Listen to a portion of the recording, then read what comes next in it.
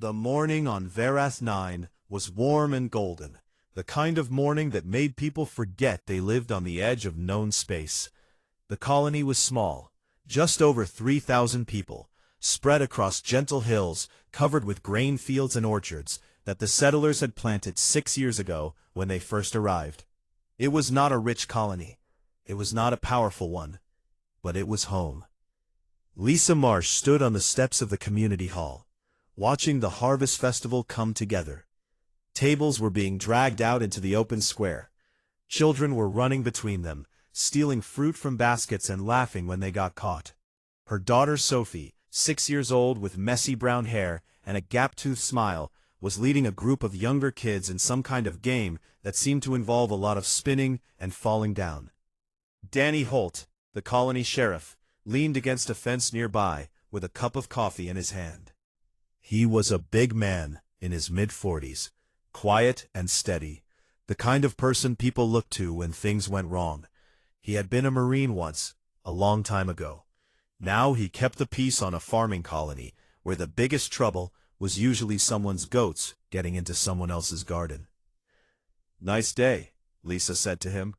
Danny nodded. Best kind. Neither of them looked up. If they had, they might have seen the first shadow cross the sun, a shape too large and too fast to be a cloud. The Dravari came without warning. The first sign was a sound, a deep, rolling thunder that shook the ground and rattled the windows of every building in the settlement. Lisa grabbed the edge of the railing to keep her balance. Danny dropped his coffee. Then the sky split open, and the warships came through, 3 of them, dark and angular, descending through the atmosphere like falling blades. For a moment everyone just stood and stared. The ships were enormous. They blocked out the sun and threw the whole colony into shadow. Then the first transport pods hit the ground at the edge of the settlement, and the doors blew open, and the Dravari soldiers poured out. They were tall, nearly 7 feet, with hard, segmented bodies covered in dark armor that looked like it had grown from their skin. Their eyes were black and multifaceted, like a wasp's eyes, and they moved with a terrible coordination, dozens of them flowing across the ground in perfect formation. Danny was already running. He grabbed his radio and shouted into it, his voice sharp and clear. "All militia to the central hub. This is not a drill. Get everyone underground, now." The colony had a shelter system, old mining tunnels beneath the settlement that had been reinforced when the colony was founded. They were designed for exactly this kind of emergency. But they were designed for the people who were close to the center. The outer farms were a different story. Danny reached the militia armory and started handing out weapons.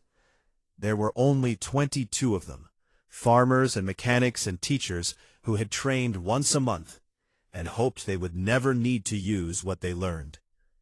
They formed a line near the central hub, and Danny told them the only thing he could: hold them here, buy time, get the families underground. They held. For 11 minutes they held. Danny's people fought from behind barriers and walls, firing at the advancing Dravari troops with whatever they had.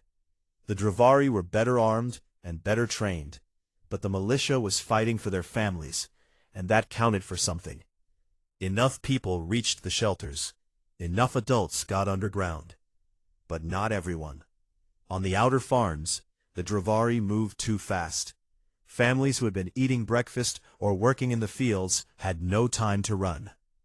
The soldiers surrounded them, herded them together, and marched them toward the transport pods. It was efficient and brutal. The Dravari did not speak.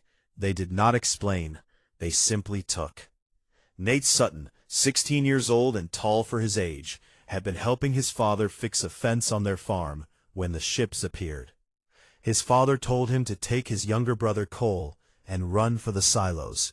Nate grabbed Cole's hand, and they sprinted across the field, their feet pounding the dirt, the sound of the Dravari ships roaring above them.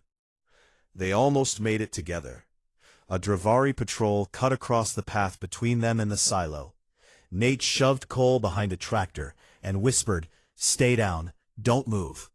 Then he ran to draw the patrol's attention in another direction. It worked. Nate circled back through the orchard and reached the grain silo, pulled open the hatch, and climbed inside. But when he looked back through a crack in the wall, his stomach turned to ice. Cole was not behind the tractor anymore. A Dravari soldier was carrying him, easily, like he weighed nothing, toward a transport pod. Cole was not screaming. He was too scared to scream. His face was white, and his eyes were wide, and his small hands were gripping the soldier's armored arm. Nate pressed his face against the crack and watched as his brother was loaded into the ship. He saw other children, too. Sophie Marsh, the twins from the dairy farm, a boy named Pete who was only 4. 15 children in total, along with dozens of adults, all pushed into the dark belly of the transport. Nate memorized the markings on the ship.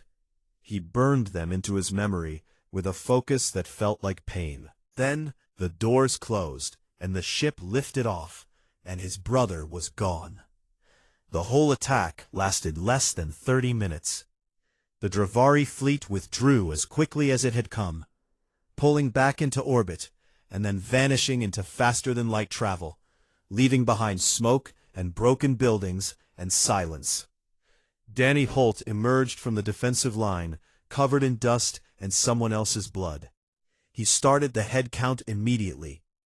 It took an hour to get everyone out of the shelters and account for every name. When the list of the missing was finally compiled, he read it twice. Then he sat down on a crate and pressed his hands against his face. Lisa Marsh found him there. She already knew. She could feel it in the hollow place in her chest where her daughter's laughter should have been. But she asked anyway, because she needed to hear it said out loud. They took children, Danny. They took our children. His eyes were red, but his voice was steady. I know. He walked to the communications building, which was damaged but still functional, and activated the emergency beacon, a priority signal coded for Earth's United Defense Command. The message was short.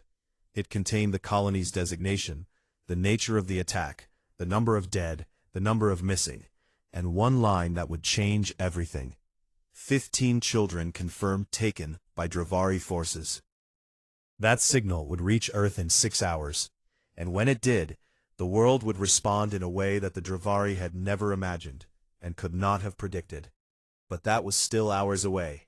For now, there was only the smoke and the silence, and the parents standing in the ruins of their colony, staring at the sky where their children had disappeared. Far above, aboard the Dravari flagship Felverak, General Vorekthal reviewed the results of the raid.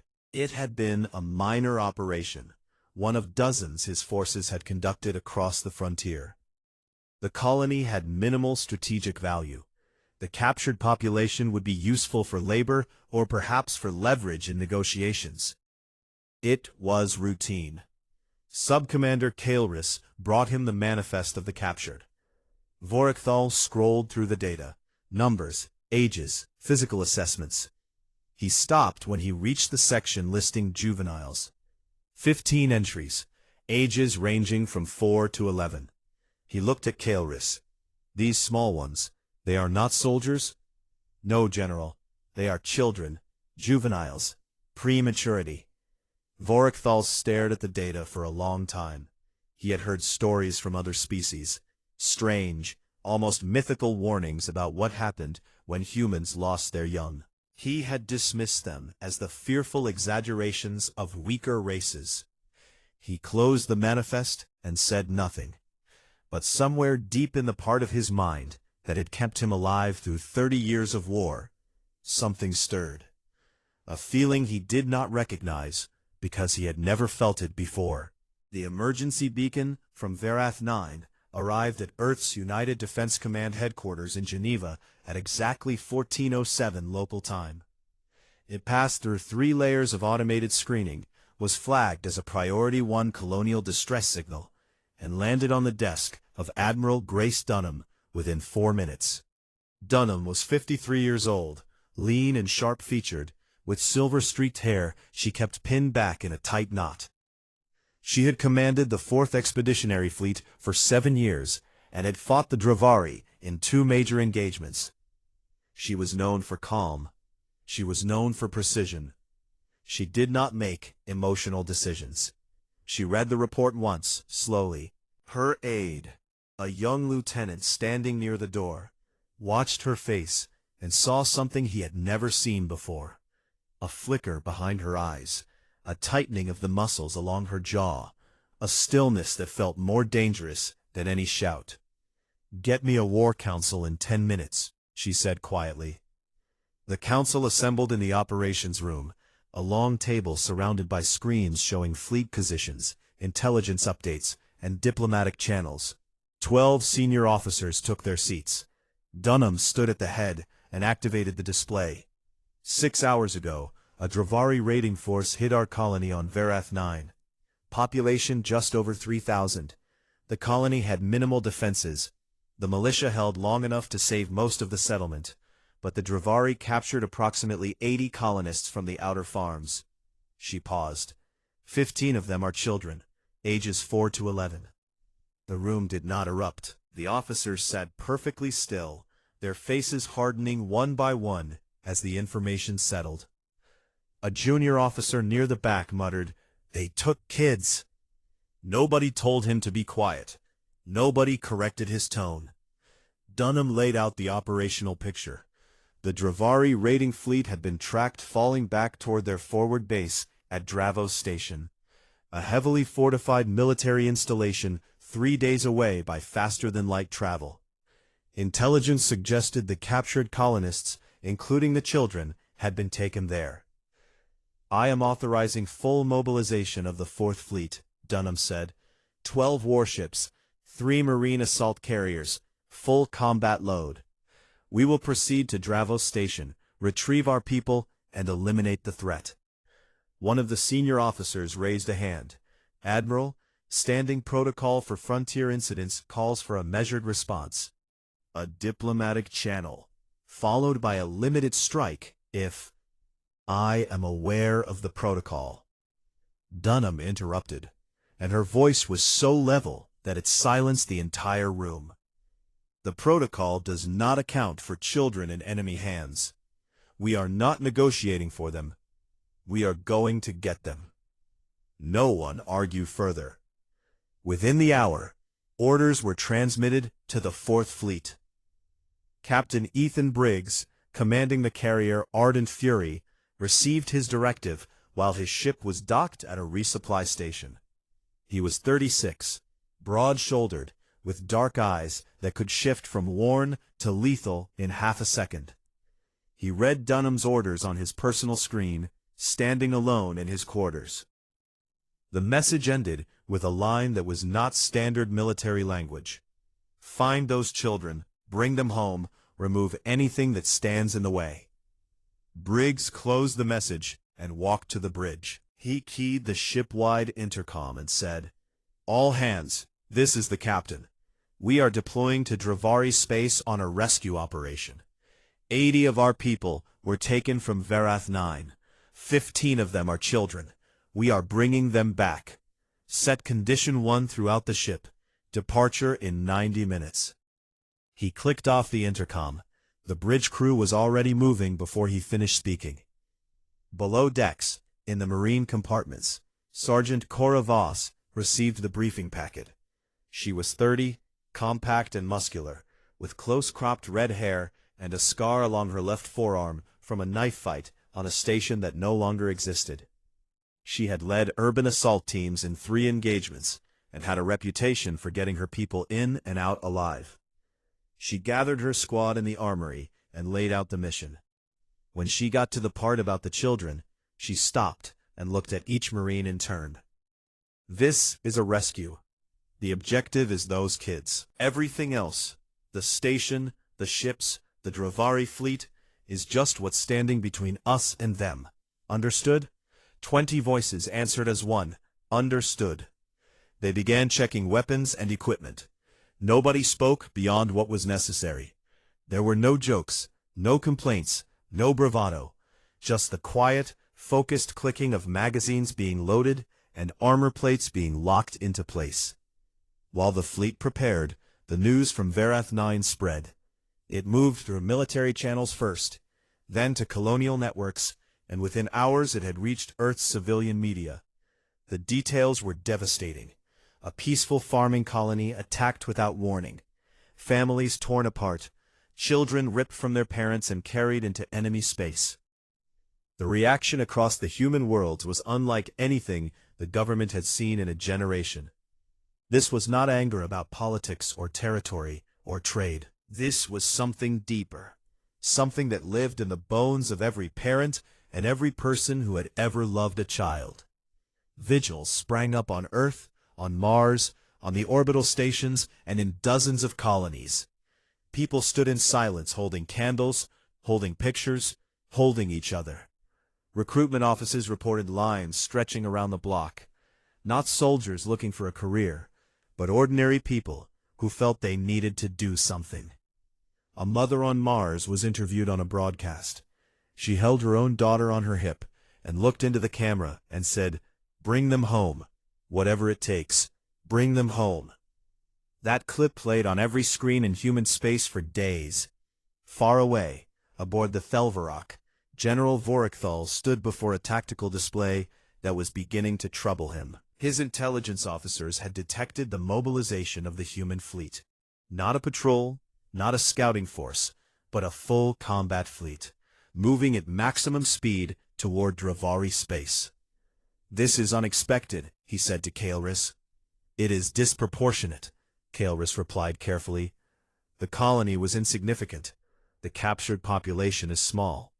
By our military doctrine, the appropriate human response would be a diplomatic protest and perhaps a limited skirmish along the border. And yet they send 12 warships. 14, General. 2 additional escorts have joined the formation." Vorekthal turned from the display and sat in his command chair. He was old by Dravari standards, nearly 60 cycles, and he had fought wars against 4 different species. He understood military logic. He understood proportional response and strategic calculation. What the humans were doing made no sense by any of those measures.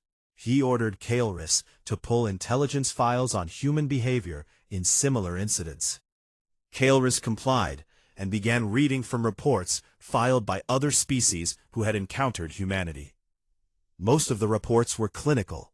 Military assessments, diplomatic summaries, trade analyses, but buried among them were warnings. A Korvathi diplomat had written a memo after a border dispute with humans 20 years earlier. One passage stood out. "Do not touch their young. Every species in the galaxy has limits. For humans, this is not a limit. It is a detonator." A Felzari trade ambassador had included a personal note in a cultural briefing. "Humans are reasonable. They negotiate. They compromise. They will accept losses that other species would not.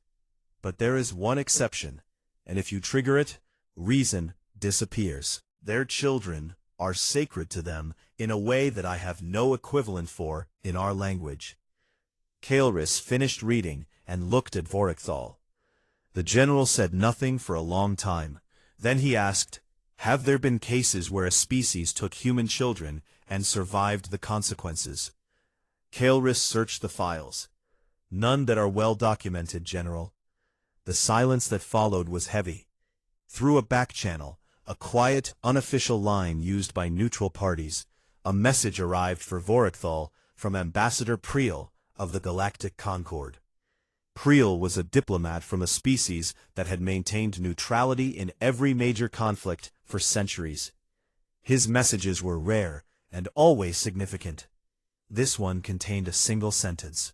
"General, return the children. You do not understand what is coming." He sat with it for a moment, the words settling into the same uneasy place in his mind where the doubt had taken root after he reviewed the manifest. Then he deleted the message and ordered his fleet to take defensive positions around Dravos station. He told himself it was strategy. The Dravari did not retreat. The Dravari did not surrender.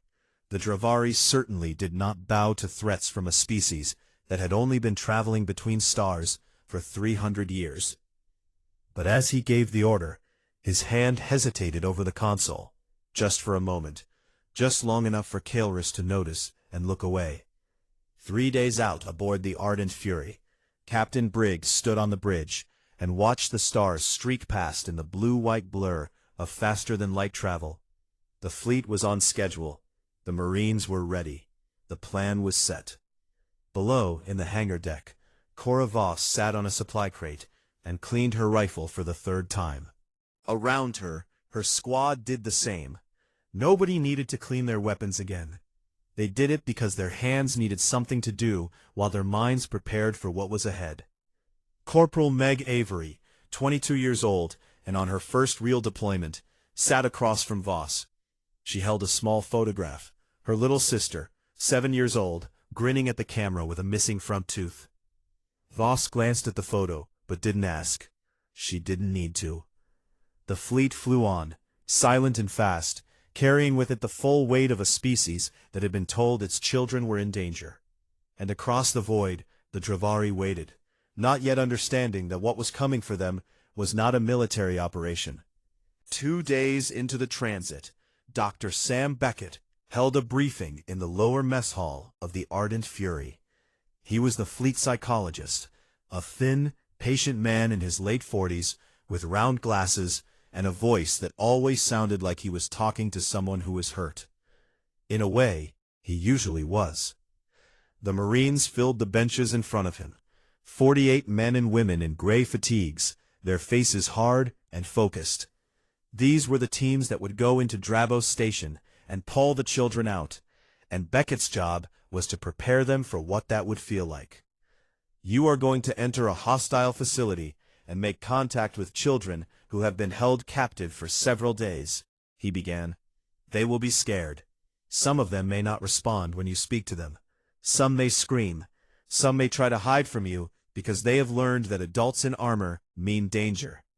Your instinct will be to rush them, to pick them up and carry them out as fast as possible. I need you to resist that instinct. Move slowly. Speak softly. Get on their level. Make yourself small. He looked around the room. These were people trained to break down doors and clear rooms under fire. Asking them to kneel and whisper felt almost absurd, but every single one of them was listening like their lives depended on it. One more thing, Beckett said. Some of you have children. Some of you have younger siblings.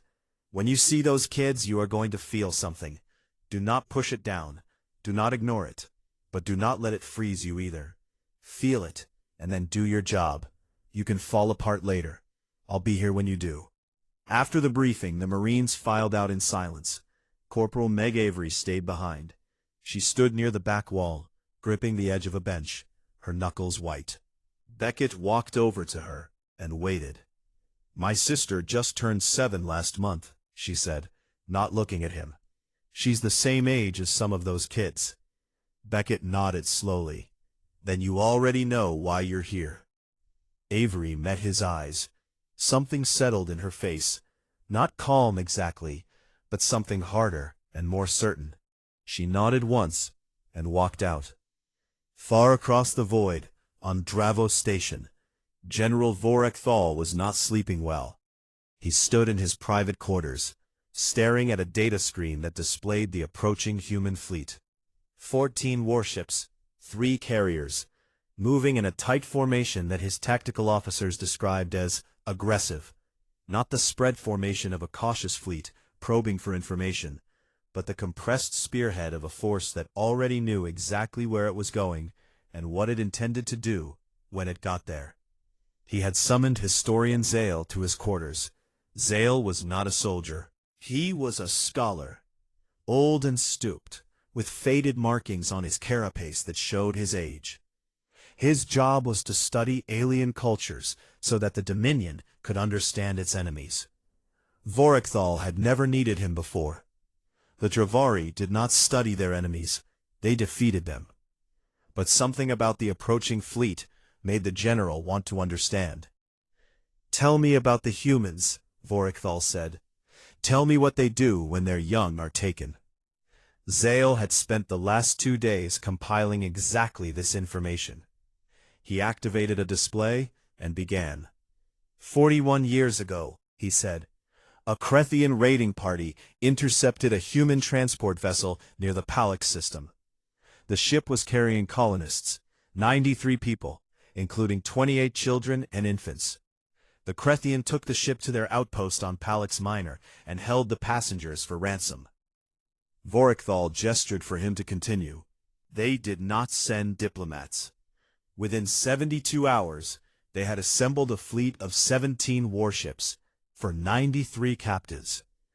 They crossed into Krethian territory without authorization from the Galactic Concord, engaged and destroyed the orbital defenses of Palix Minor, landed ground forces, and extracted every single captive alive. Casualties? The humans lost 1 ship and 47 soldiers. The Krethian lost their entire outpost, not just the military installation, but the support infrastructure, the supply depot, the communications relay, everything. The humans did not just rescue their people. They erased the ability of the Krethians to operate in that sector for a decade. Zale paused. The Krethian government issued a formal apology within 1 week. They returned all captured property. They signed a non-aggression treaty that they have not broken since. Vorekthal was quiet for a moment. One incident does not establish a pattern. Zale changed the display. 26 years ago, a Veldran mercenary group kidnapped the daughter of a human colonial governor during a political dispute. The girl was 9 years old. The Veldran believed the governor would negotiate favorable trade terms in exchange for the child's return. And the governor did not negotiate. The human government deployed a special operations unit that tracked the mercenaries across 3 systems. When they found them, they did not attempt to capture or arrest. They eliminated every member of the group and recovered the child unharmed. The operation took 11 days. The Veldran mercenary network collapsed within a year, because no one would work with any group associated with the kidnappers. Zale brought up another case, then another, and another. Each one was different in the details. Different enemies, different circumstances, different scales. But the pattern was always the same. When human children were threatened, the response was immediate, overwhelming, and absolute. There was no calculation of cost. There was no weighing of strategic value. The humans simply came, with everything they had, and they did not stop until their children were safe. Vorekthal listened to all of it. When Zale finished, the room was quiet for a long time. Then the general asked the question that had been building in him since the moment he first saw those 15 entries on the manifest. The children we took from the colony. This is confirmed? They are definitely children? Zale looked at him carefully. Yes, General. 15 human juveniles, ages 4 through 11. Prematurity by any definition. Vorekthal stood and walked to the viewport. Dravo's station turned slowly below him, its defense platforms glittering with weapons. Beyond it, somewhere in the dark between the stars, the human fleet was coming. He thought about the Krethians. He thought about the Veldran. He thought about every species that had touched this particular nerve and had been broken for it. And for the first time in his 30-year military career, he felt something that he could not push down or command away. He was afraid. Not of the human ships. He had fought superior forces before. Not of dying. He had accepted that possibility long ago. He was afraid because he was beginning to understand that he had made a mistake that could not be fixed by winning a battle. He had crossed a line that he had not known existed, and the consequences were already in motion, moving toward him at faster than light speed.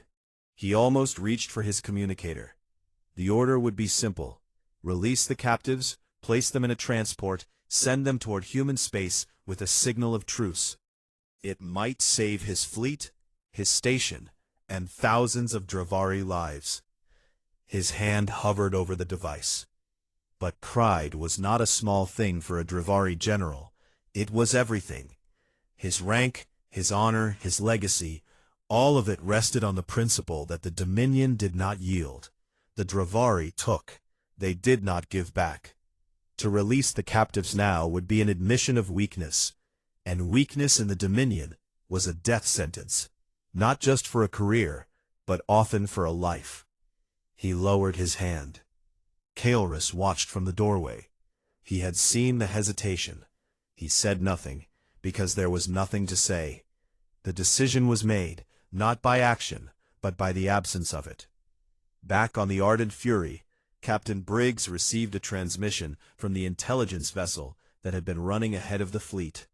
They had confirmed the location of the transport ship that had carried the colonists from Vareth 9. It had docked at Dravo Station 18 hours after the raid. Thermal and signals analysis suggested the captives were being held in the lower detention levels of the station. Briggs patched through to Admiral Dunham on a secure channel. She listened to the intelligence report and then asked one question. "Can your teams reach the detention levels?" "We have a plan," Briggs said. "It's not safe, but it's fast." "Will it get those children out?" "Yes, Admiral." "Then you have my authorization. No half measures, Captain." "There won't be." Briggs closed the channel and called Sergeant Voss to the bridge. He showed her the station layout, a massive structure, bristling with weapons and shielded docking bays. The detention level was deep inside, surrounded by layers of corridors and security points. Voss studied the layout in silence, tracing routes with her finger, marking breach points and fallback positions. Then she looked up at Briggs. "We go in hard and fast, straight down through the docking bay on the lower hemisphere. Blow the doors, clear the corridors, reach the detention block, get the kids, and get out before their fleet knows what hit them. The approach will be hot," Briggs warned. "Anti-aircraft fire all the way in." "I know." Voss folded her arms. "We'll make it." She went back to the marine deck and gathered her squad. She laid out the plan on a holographic display, marking every turn, every door, every possible point where the Dravari would try to stop them. When she finished, Corporal Avery raised her hand. "Sergeant, who makes first contact with the children?" Voss looked at her for a long moment. Then she said, "You do." Avery's breath caught, but she straightened her shoulders and nodded. "Yes, Sergeant." The fleet was one day out from Dravo Station. In the hangars, the assault shuttles were fueled and loaded. In the armories, every weapon was checked and checked again. In the mess halls, people ate in silence, not because they were afraid, but because words felt too small for what they were about to do. And in the deepest part of the ship, where the engines hummed with a low, constant vibration, Corporal Meg Avery sat on her bunk and looked at the photograph of her little sister one more time. She pressed her thumb against the image, as if she could reach through it and hold her. Then she put the photo in her breast pocket, close to her heart, and went to sleep. Tomorrow, they would arrive. The human fleet dropped out of faster-than-light travel at the edge of the Dravo system like a fist breaking through a wall. 14 warships, 3 carriers, and a full marine complement, all of them moving in tight formation, already accelerating toward the station. They did not slow down to assess. They did not spread out to probe the defenses. They came straight in, and they came fast. On the command deck of Dravo Station, General Vorekthal stood before the tactical display and watched the human fleet appear. His officers called out positions and vectors, their voices clipped and professional, but he could hear the tension underneath. They had expected a response. They had not expected this. 14 capital ships, Kael'rus confirmed, standing at the general's side. 3 carriers with full strike capacity. They are not slowing. Vorekthal stared at the display. His own fleet was strong. 8 cruisers arranged in a defensive arc around the station, supported by a network of orbital weapons platforms. It was a formidable defense. Against most enemies, it would have been more than enough. But the humans were not approaching like most enemies. Their formation was a spearhead, the heavy warships at the front, absorbing fire, while the carriers tucked in behind, protected and ready to launch. It was the formation of a species that had already decided the outcome, and was simply closing the distance. A communications officer spoke up. "General, the human flagship is broadcasting on all frequencies." "Let me hear it." Captain Ethan Briggs' voice filled the command deck, calm and measured, without a trace of anger. That made it worse. "This is Captain Ethan Briggs of the UDC carrier Ardent Fury. You are holding human children. You will return them now, unharmed. This is your only warning." The message ended. The command deck was silent. Vorkthal's officers looked at him, waiting. This was the moment, the final moment where the path could still change. He could open a channel. He could order the children brought to a transport. He could end this before it became something that could not be undone. He felt the hesitation again, that weight in his chest that had been growing since the raid. He thought of Zale's reports, of the Krethians, of the Veldrin, of every warning he had dismissed. Then he looked at his officers. Young Dravari, loyal and proud, raised in the same code he had lived by for 60 years. The Dominion does not yield. The Dominion does not kneel.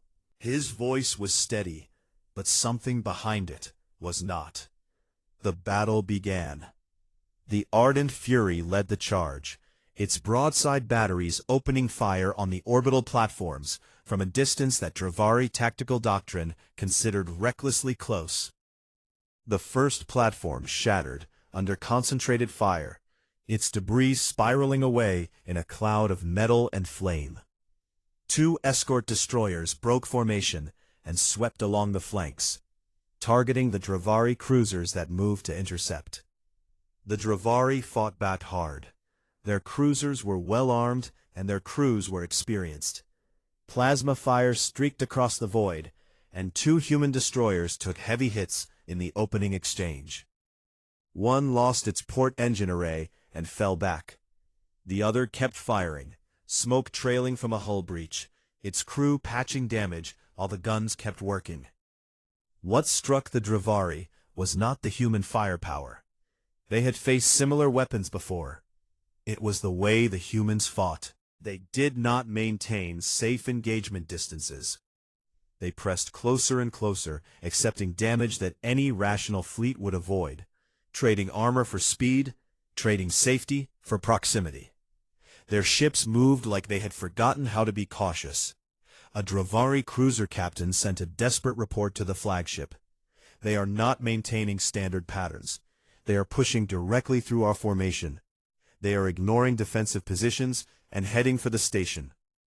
Because that was the point. The fleet battle was not the objective. The station was. The children were. While the warships tore into the Dravari defenses, Lieutenant Kyle Perry brought his assault shuttle screaming down toward the lower hemisphere of the station. He was 28, lean and quiet, with hands that never shook and eyes that tracked trajectories the way a musician reads notes. He had flown combat drops into 3 different war zones and had never lost a shuttle.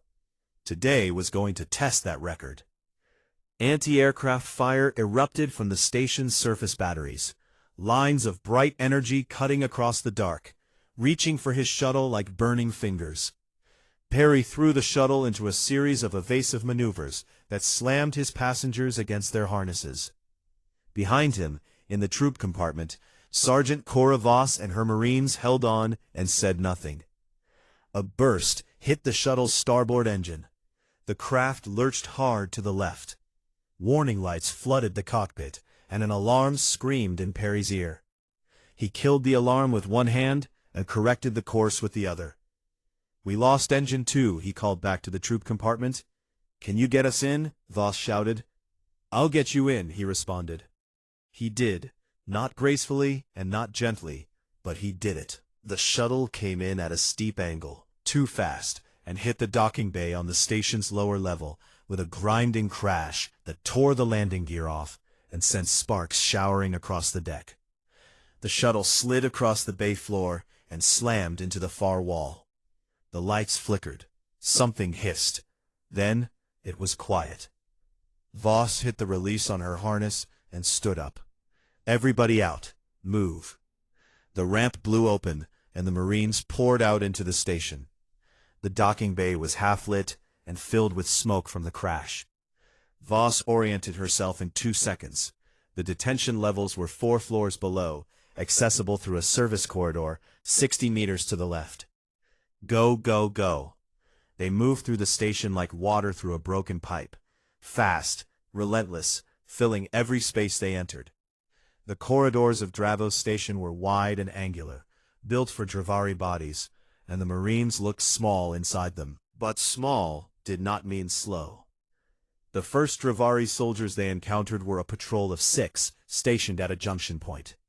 The firefight lasted 9 seconds. Voss's team moved through them without breaking stride, their weapons barking in short controlled bursts that echoed off the metal walls. More Dravari came.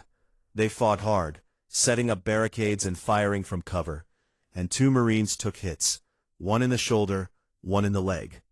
Neither one stopped moving. They kept pushing forward, bleeding through their armor, because stopping was not something anyone was willing to do. Voss led from the front, her rifle up, her voice sharp and clear. Contact left, 2 targets, down, move, next corner, clear. They punched through 3 security checkpoints in 8 minutes, and reached the detention level. Below them, behind reinforced doors, Warden Sithrak stood in the corridor outside the cells, and listened to the sounds of battle, getting closer. He was a career officer, not a warrior. An administrator who managed prisoners and filed reports and followed regulations.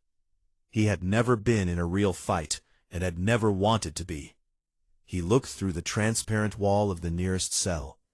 Inside, 15 human children were huddled together in a tight group. The older ones had put themselves around the younger ones, a protective circle that they had formed instinctively, without anyone telling them to. Sophie Marsh, 6 years old, sat in the center holding the hand of Cole Sutton, who was shaking but not crying. A boy named Pete, the youngest at 4, was pressed against Sophie's side with his face buried in her arm. Sithrak had children of his own, 3 larvae, growing in the nursery chambers on the Dravari homeworld. He looked at these human children and saw, despite the alien features and the strange soft skin and the small flat faces, something that he recognized. Something universal. They wanted to go home. The sounds of fighting were very close now. Explosions echoed through the corridors. Sithrak's guards looked at him, waiting for orders. He made a decision that would end his military career and save his soul. "Stand down," he said. "Lower your weapons. Open the cells." The guards hesitated. One of them started to protest. Sithrak cut him off with a look that left no room for argument. "Those are children. We are soldiers, not monsters. Open the cells and stand back." The cell doors slid open. Seconds later, the detention block door exploded inward. Marines flooded through the breach, weapons up, scanning every corner. Voss came through first, then 4 more, then Corporal Meg Avery. Avery saw the children. She stopped. Just for a heartbeat she stopped, and everything else fell away. The smoke, the noise, the mission parameters, the tactical training. She saw 15 small faces looking up at her with wide eyes. She saw Sophie Marsh clutching Cole Sutton's hand. She saw Pete pressed against Sophie's side, too scared to look up. She lowered her weapon. She knelt down, making herself small, just like Dr. Beckett had told them. She pulled off her helmet so they could see her face. "Hey," she said softly. "We're here. We're taking you home." Sophie Marsh looked at her. For a moment the girl's face was blank, as if she had forgotten what safety looked like. Then something broke open behind her eyes, and she whispered, "I knew you'd come." Avery's composure cracked. Her eyes filled, and her breath caught, and she had to blink hard to keep her vision clear. But she nodded, and held out her hand, and said, "Always." Sophie took her hand. Then Cole took Sophie's other hand. Then Pete reached up and grabbed Avery's sleeve. One by one, the children reached for the Marines, and the Marines reached back, gently lifting the smallest ones and guiding the older ones toward the exit. Voss covered the rear, her weapon trained on the corridor behind them. She glanced at Sithrak, who stood against the wall with his guards, weapons on the ground. He met her eyes and gave a single, slow nod. Voss nodded back. Then she turned and followed her team out. Perry had managed to reach a secondary docking bay with a backup transport shuttle that the fleet had prepared for exactly this contingency. It was ugly and loud and cramped, but it flew. The Marines loaded the children aboard, wrapping them in thermal blankets and strapping them into seats that were too big for their small bodies. Above the station, the battle was ending. 2 Dravari cruisers had been destroyed. 3 more were crippled and drifting. The orbital platforms were silent, smashed into debris. The remaining Dravari ships had begun to pull back, their formation crumbling. On the command deck, Vorakthal watched his fleet come apart. He had fought with everything he had, and it had not been enough, not because the humans were stronger, but because they fought with something that his tactical models could not measure. "Order the retreat," he said quietly. Kairis relayed the order without comment. The Dravari fleet turned and ran. The transport shuttle cleared the station and was met by 2 escort fighters that guided it to the Ardent Fury. The bay doors opened, and the shuttle settled onto the deck, and the medical teams were running before the engines shut down. Captain Briggs watched from the bridge on a live feed as the children were carried out of the shuttle. Small figures, wrapped in gray blankets, blinking in the bright lights of the carrier, holding on to the hands of Marines who held them as gently as if they were made of glass. He exhaled, a long, slow breath that he felt he had been holding for 3 days. "Get us home," he said. The Ardent Fury began its journey home with the fleet arranged in a protective ring around it, the warships facing outward like the walls of a fortress that moved through space. No one expected the Dravari to follow. No one took the chance. In the medical bay, the children were spread across a row of beds that had been lowered to their smallest setting. The lights had been dimmed to something soft and warm, because Dr. Sam Beckett had told the medical staff that harsh fluorescent light would feel like interrogation to children who had spent days in a cell. Small things mattered. Beckett knew that better than anyone. He moved between the beds, speaking quietly to each child, checking not just their bodies, but their eyes, looking for the distance that sometimes settled into people who had been held against their will. Most of the children were physically unharmed. The Dravari had fed them and had not struck them. But captivity leaves marks that do not show on the skin, and Beckett knew those marks would take time and patience to heal. Sophie Marsh sat on the edge of her bed with a blanket wrapped around her shoulders and a bowl of soup in her hands. She ate slowly, carefully, like she was not quite sure the food was real. Corporal Avery sat beside her on a stool, not talking, just being there. Sophie had not let go of the hem of Avery's sleeve since the detention block, and Avery had not pulled away. Cole Sutton was 2 beds over, curled on his side, finally sleeping. He had not spoken a word since the rescue. Beckett had told the Marines not to push him. The words would come back when Cole felt safe enough to use them again. Pete, the youngest, had fallen asleep in the arms of a medic who had picked him up during the extraction, and had simply not put him down since. The medic, a large man named Greg with tattoos covering both arms, sat in a chair in the corner and held the boy against his chest with a tenderness that seemed impossible for someone his size. When another medic offered to take Pete, Greg just shook his head and said, "He's fine. I've got him." 3 days later, the fleet reached Vareth 9. The colony had been working non-stop since the attack.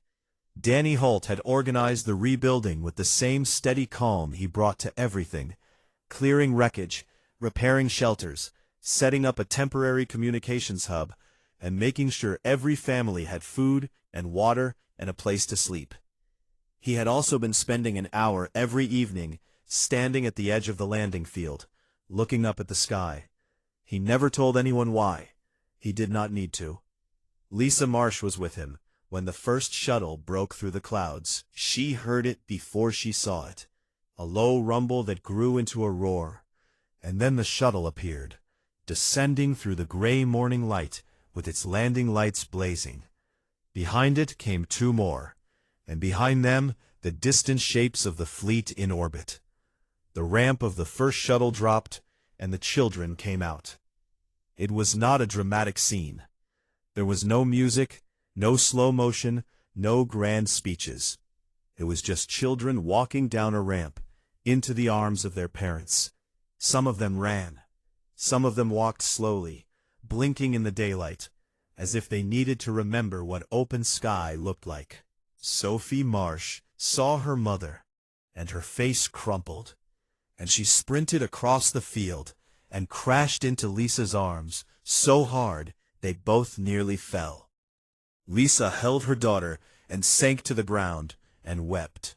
The kind of crying that comes from a place deeper than grief, deeper than relief, from somewhere that has no name, but every parent knows. Danny Holt stood nearby and watched the reunions unfold around him. His eyes were red. He did not try to hide it. Nate Sutton was there too. He had been waiting at the field since before dawn, standing in the same spot, refusing to move, his eyes locked on the sky. When the second shuttle opened, and Cole walked out, small and pale and blinking, Nate was already running. He reached his brother and dropped to his knees and pulled him into a hug that was tight enough to hurt. Cole's arms came up slowly, then tightened, and then the boy buried his face in Nate's shoulder and started to cry. The words came back in a flood, broken and tangled, but they came back. "I was scared," Cole whispered. "I was so scared." "I know," Nate said. "I know, but you're home now."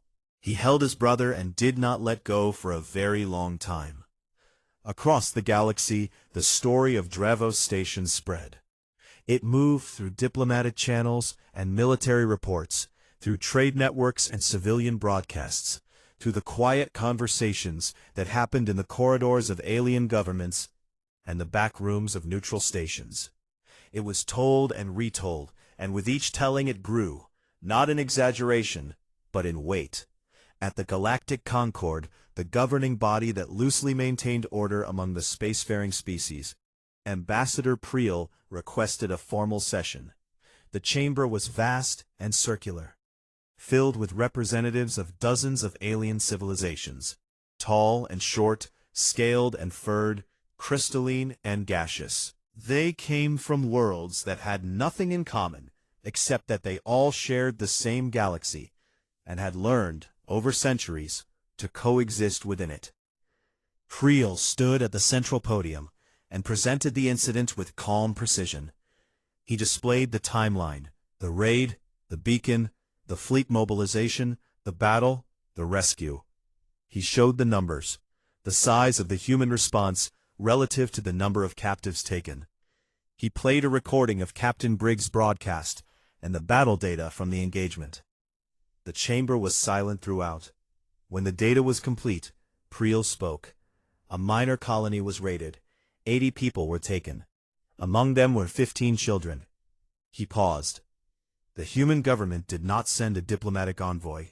They did not file a protest. They did not request a mediated negotiation through this body. They sent 14 warships and 3 carriers to a fortified military installation, dismantled its defenses, breached the station, and retrieved every single captive alive. He looked around the chamber. Dozens of alien eyes looked back at him. The response was not proportional by any military standard. It was not strategically rational. It was not cost-effective. By every measure that we use to evaluate conflict, it was an overreaction. He paused again. And yet I submit to this council that it was entirely predictable to anyone who has studied humans with any seriousness. He straightened. Let the record show that the Dravari Dominion took 15 human children. The humans came for them with everything they had and brought them home. The response was not calculated. It was not negotiable. Every species in this chamber should understand something fundamental about the species called humanity. They do not weigh the value of their children against strategic cost. They do not calculate acceptable losses when their young are in danger. They simply come for them. The chamber remained silent for a long time after Priel stepped down. No one argued. No one offered a counter-analysis. The Felzari ambassador was seen writing something on a personal pad. Later it was reported to be a single sentence sent to his government. Update all military protocols regarding human conflicts. Under no circumstances engage targets involving human juveniles. On the Dravari homeworld, General Vorakthal faced a tribunal. His failed defense of Dravos Station had cost the Dominion 2 cruisers, 3 damaged beyond repair, an entire orbital platform network, and an immeasurable loss of standing among the galactic powers. His military campaign on the frontier had been set back by years. Why had he not returned the captives when the human fleet was detected? Why had he chosen to fight a battle he could not win? Why had he allowed his pride to override his judgment? Vorakthal stood before the council and had no answer that satisfied anyone. He could not explain the hesitation, the moment on the command deck when his hand had hovered over the communicator and he had almost given the order to release the children. He could not explain why he had stopped. He could not explain it because the truth was too simple and too shameful. He had been too proud to admit he was afraid. After the tribunal, stripped of his rank and dismissed from service, Vorakthal sat alone in his quarters. The room was bare now, his medals and honors removed, his command insignia taken back. He was just an old soldier in an empty room. He activated his personal log, not for the tribunal, just for himself. I have fought many species, he said slowly. I have conquered worlds and broken fleets, and stood on the bridges of burning ships without flinching. I believed I understood war. I believed I understood what drives a people to fight. He paused, searching for words in a language that did not have the ones he needed. I was wrong. At Dravos Station, I saw something I had never encountered. The humans did not fight for territory. They did not fight for resources or pride or dominance. They fought for their young, and in that single purpose, they became something I have no word for. They were not more skilled. They were not better armed. They were more willing. Willing to take damage. Willing to take risks that no rational commander would accept. Willing to burn through every barrier between them and their children without hesitation. He looked at his hands, old hands, scarred from decades of service.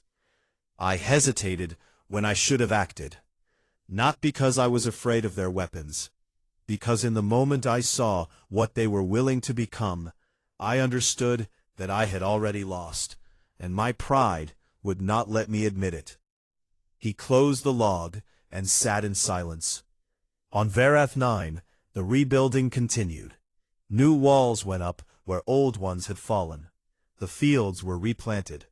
A small memorial was built at the edge of the settlement, a simple stone with the names of those who had died in the raid. Danny Holt oversaw the construction of a new defense network, sensor arrays, shield generators, and an orbital platform that the United Defense Command had fast-tracked for delivery. No ship would land on Varath 9 uninvited again. Life returned slowly, the way it always does, after something terrible. The Harvest Festival was rescheduled. The school reopened.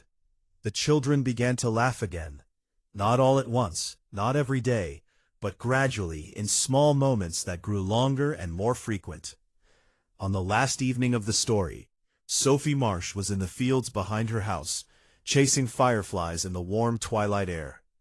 She ran barefoot through the tall grass, cupping her hands around the tiny lights, and then opening her palms to watch them drift away. Her laughter carried across the field to the porch where Lisa sat watching, a cup of tea growing cold in her hands, her eyes never leaving her daughter. Above them, in the darkening sky, a new light had appeared among the stars. The orbital defense platform, turning slowly, its systems humming with quiet power. A guardian that would not sleep, would not hesitate, would not look away. And somewhere far beyond that light, in council chambers and war rooms and command decks scattered across 100 worlds, the story of what happened at Dravos Station was being told. Not as a battle report, not as a diplomatic incident, not as a statistic in someone's strategic analysis. It was being told as a warning.